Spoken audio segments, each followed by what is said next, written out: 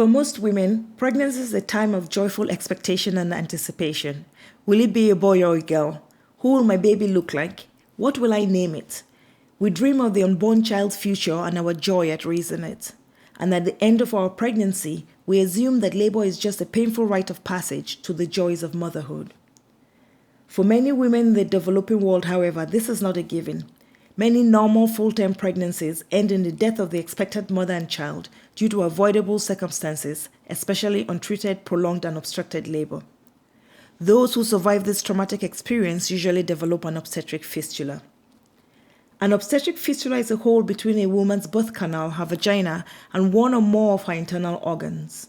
It usually occurs between her bladder and vagina or her rectum and vagina. And when this happens, she constantly leaks urine or feces or both. Sadly and not surprisingly, over 90% of these pregnancies have ended with a dead baby. And these are the survivors. By some, they may even be considered lucky, because for every woman who develops a fistula, 5 women have died in childbirth.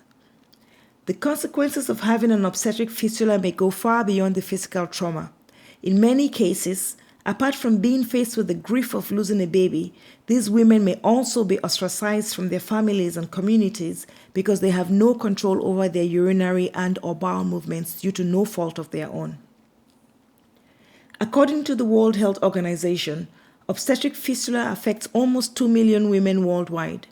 Sadly, African women are most vulnerable and susceptible. We account for well over 50% of the world's fistula cases. I say we because I'm an African woman also. Sometimes it's not easy to see my connection to my African roots, but this is very much a part of my fabric, who I am and what makes this personal for me.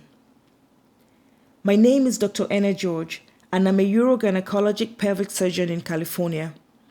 Although I have been intimately involved with fistula work since early 2009, I realized that the power of one is limited, and so in 2017, I created the OFSTAR project, a non-profit organization dedicated to providing much-needed help for this very disenfranchised group of women.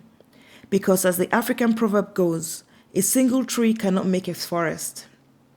Our goal is not only to provide surgical care and rehabilitation for these women, but also to help raise awareness about obstetric fistula as we strive for an end to this most preventable outcome of pregnancy and childbirth for our sisters worldwide.